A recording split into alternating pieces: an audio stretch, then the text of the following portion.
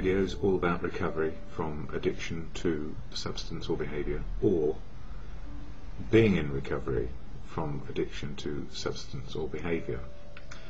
My substance, alcohol, my behaviour could be as addictive: work, relationships, collecting, materialism, looking right, feeling right, with a drink inside me back then.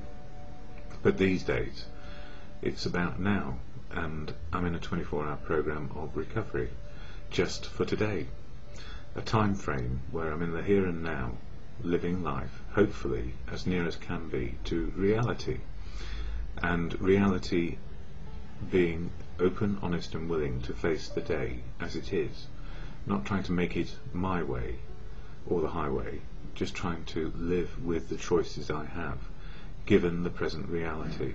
So that means for me I'm of equal status, size and importance. We're all as important as each other, and part of what recovery has taught me is I have a right to be here, I have a right to be a part of life. And even though I was under the influence of alcohol and other addictions to do with behaviour, these days I try and find a bit of balance. So I'm not going to extremes of happiness or sadness, I'm somewhere in the middle.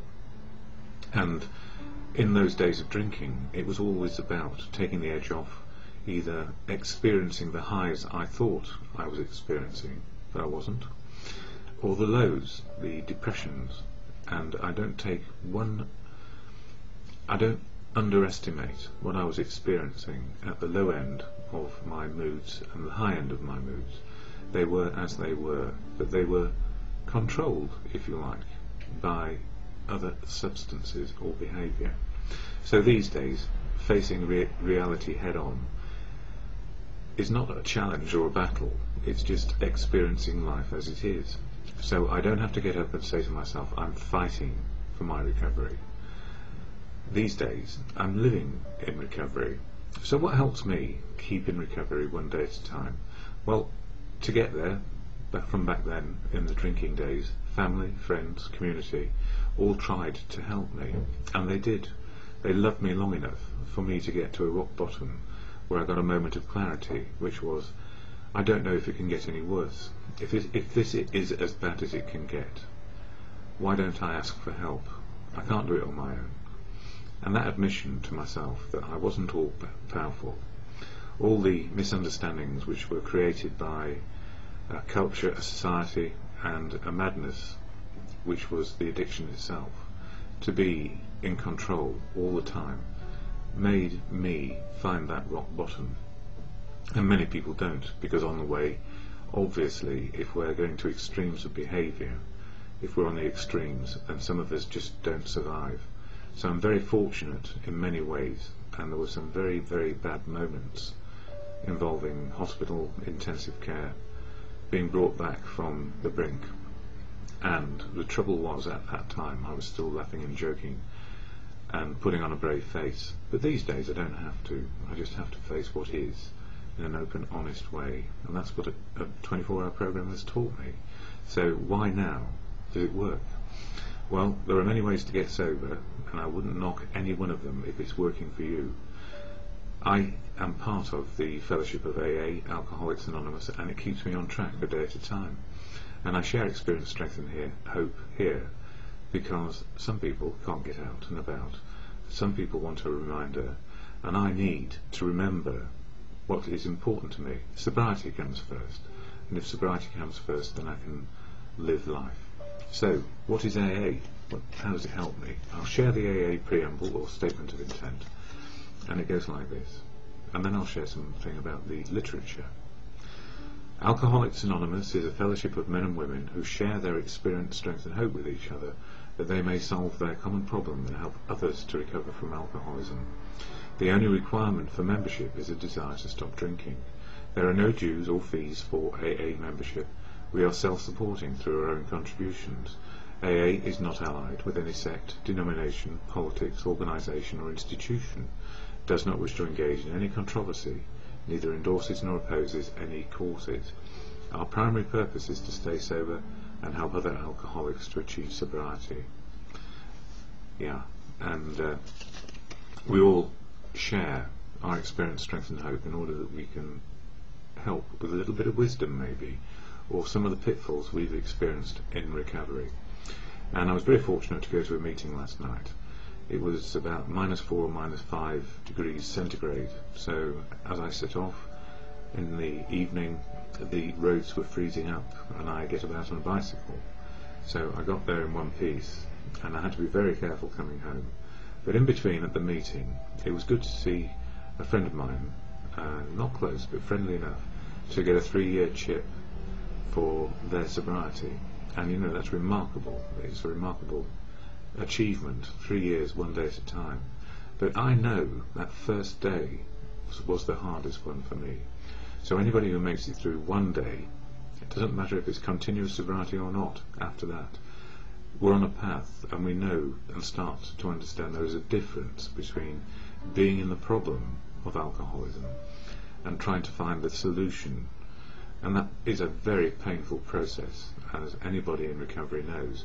It is extremely painful because we have to admit our powerlessness over the addiction and life is unmanageable, and then find a way to move along in recovery 1 day at a time. Never cured, but in recovery and making or enabling life to work, or living life. So I share readings here from the Daily Reflections, which is all about the 12 steps of AA. That's the 12 steps of action to change attitude and behaviour, and the first step in January, all about life, powerlessness over alcohol and life being unmanageable if we keep on drinking. But if we get into the solution, how is life going to be? So January the 7th, it says here, at the turning point. Half measures availed us nothing. We stood at the turning point. We asked His protection and care with complete abandon. And the His there is God, or in many cases is good conscience, whether we're atheist, agnostic or believers in God.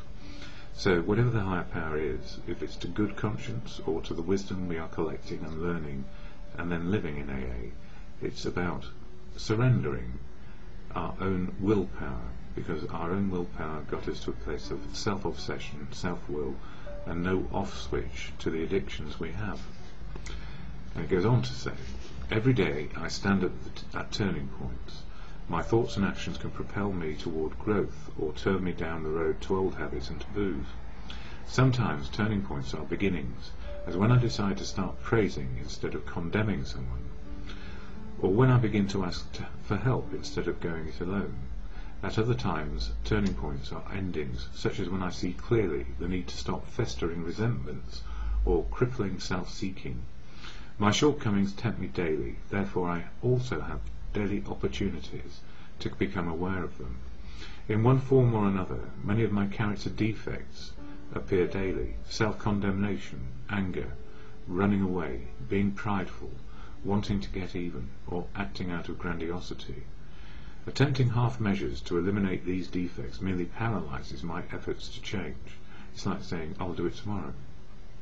It is only when I ask God for help, or good conscience and the wisdom, the collective wisdom of humanity, I feel, with complete abandon, that I become willing and able to change.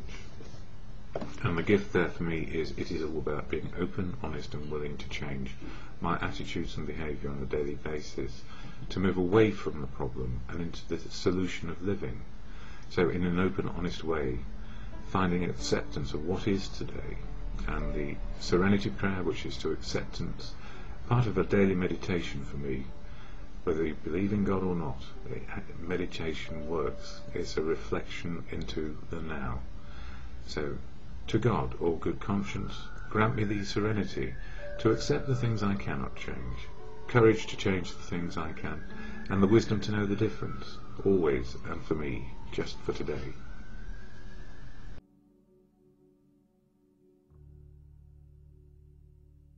Recovery from addiction to substance or behaviour. My substance, alcohol; my behaviour, workaholic. I guess, in all aspects, trying to be perfect. Never perfect, never will be, never can be. Or there'll be no room for growth, and we need empty gaps in us sometimes to actually have room for growth. And there's a sort of misquoted quote I use often, which is, the usefulness of any vessel is in its emptiness, so there is room to grow. And it's like anything in life. If we have emotional growth, spiritual growth, physical growth, then there needs to be a gap for that to happen. So on a daily basis we make incremental movements, if you like, to improving our whole life situation. And that's often moving from the problem into the solution. And for people who have alcoholism in their lives, they are an addict alcoholic. I'm classifying alcohol as a drug when I say that. It's the most freely available drug to take the edge off life. And what many people don't realise is that behind some of the problem with the gap inside, or the hole inside, or the feeling of not being part of, is simply depression. And there are many people who talk about depression who don't have it and would wish us to think ourselves out of it. But you know, I don't know that if one has a depression, whether it's reactive, marked reactive, which is to an event, reaction to an event, then we still have depression. And the trouble with depression is just like being an addict. We are powerless to change that thought or situation without time, and we need time to grow back into what we can be, time to understand what is wrong with us. And the problem is, with depression we go through the anger, the frustration, and that place of desolation where we just don't know how to make life work. And in the past I've met people with clinical depression, and I have clinical depression. We are never cured of it.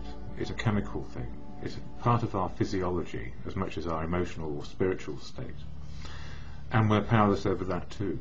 So when depression hits, what do? On the way to depression we start to get a bit more active because we can feel it coming on, and we're trying to avert something that we have no control over. Some of us get professional help because the clinical depression is that bad. The chemistry sets inside our heads, or the endocrine system which helps all these things work, is not functioning properly. So it may have I suppose a physiological basis, but it certainly affects the way our brains work, as does alcohol. So, you know, working out what's going on when we're powerless over people, places and things, it can be that we've got to a place of addiction and we can't work out how to get out of it. And the only way is to accept where we are and then start to work out what is the recovery system.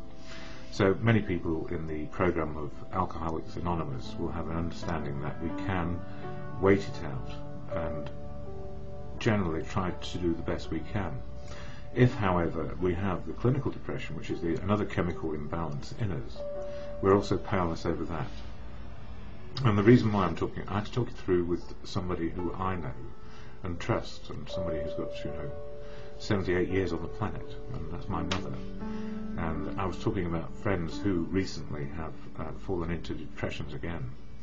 And the trouble with clinical depression, it starts with fear. So as fear mounts, we up the amount of things we're doing. We try to get busy, try to get out there, try not to isolate, and try to do all the right things for ourselves and for making our connections with what's going on. But the problem is, as the denial, the anger, the frustration of our situation becomes more into an accepting and horrible state of darkness and desolation, as Churchill called it, he called it black dog. We don't know how to get out of it, and we don't know what to do. So, and the answer is often we need professional help. Psychiatric medicine in the last 20 years has come a long way, and it's not about finding happy pills to make life happy. It's about finding some way of adjusting the chemistry so that our brains can work as best they can. And there are many ways of doing that, and some of it is emotional, some of it is spiritual, some of it's physical, some of it is improving the chemicals that we have at our disposal in the way our brains work, so that the electricity system up there in our heads works. I'm just going to pause for one moment. Yeah, I had to pause for a moment. I'd not set my clock, so I've got 5 minutes left. So what do I do when I know that I've got clinical depression as part of my complete prognosis, if you like, or diagnosis, and it helps me understand where I am today. So I'm an alcoholic in recovery, haven't had a drink for some years, and I'm trying to get my chemistry system to be as good as it can be on a daily basis. But the trouble with clinical depression is it's not a part of a reaction to something that is happening that is obvious. And reactive depressions are easy to pin down, and then we have work to do to try and work out how we can find a different place, situation or thing to be, so that the depression will not get any worse, and that we can probably do a bit of talking therapy, expression, and use the rooms of AA, for example, I do, when I know I'm reacting to a depression which is connected with some particular cause which I can see, or feel, or hear. That's okay. So the reactive depressions, I guess, are catered for within the fellowship in terms of having talking therapy and expression of what's going on inside us. And that stops us from isolating. And it also stops us from feeling so sorry for ourselves, because a lot of people have depression. You know, what is it? 1 in 4 of the population gets it at some stage, and then it works its way through. But for many other people, like me, we have a clinical depression, which is something which comes out of the blue, and that's why it's called the blues. And, you know, I suppose medicating it away with alcohol is a good way, because it just gave us oblivion. And sometimes, if we were lucky, we thought we might not wake up in the morning, and that we wouldn't have to go through this next day of hell. So, how often do I get clinical depression? Well, it comes and goes as it pleases, and I don't know that it's anything to do with my diet. It's just to do with how my physiology works. But I do know that it won't get... I can't control it, and it's this powerlessness part again, and it's surrendering and saying, yes, okay, I've got clinical depression, so what are the key things I need to do? What will keep me from going into a clinical depression, and then a reaction to it from me is to start drinking or to over-medicate and try and make it speed up and fix myself. And this horrible thing that we humans do, we want to fix things. We want things to be right, and we only feel like we are doing okay if we have got things under control. And the trouble is, with alcohol or clinical depression, it's a powerless situation. It robs us of our control. And our ego will tell us we need to feel better, we need to be part of life, we need to demonstrate not only to ourselves that we're valuable in some small way, but we're also valuable just generally to everybody else. So, what do? What happens to me? I want to isolate. I don't want to talk to anybody. I don't want to share the burden with anyone, because I just know that these days it takes its toll and it takes its time, and eventually I'll get out of it. Or will I? I don't know, you see. This is the thing about powerlessness. But all I know is, for the last few years, without aggravating the situation with alcohol, professional help has helped me keep the chemical balance as best it can be, so that I may experience the best of what is happening right now. And the devil in the detail with clinical depression is, it piles on all the history that we have, and it sends us into a backspin, or it can send us looking forwards to times when things won't be so bad. And we look at what we have now, and we want to cut down on all the things that are aggravating us. We're in a problem, and the solution is to cut people off or cut people out. Stop doing those things which we know will help, because it's just too awful. We either go to sleep or we can't sleep. We can't get out of bed or we can't get into bed. We can't relate to people, or we relate to people really fast and furiously, trying to feel something better, and nothing works, and this blackness and desolation and pain is in us. It's important that people know this, because it affects me when other people are in this state, and it leaves me powerless to help them. And I need to accept where people are, to let them know that I'm there if they want me there, but also know that I don't have to be there when it's at the bleakest. People I know need to sit in a dark room for days on end, or sometimes weeks, and it will pass. The gift is it will pass if we let it, and we don't get caught up and stuck. So, a passionate plea: look out for people, but don't crowd them.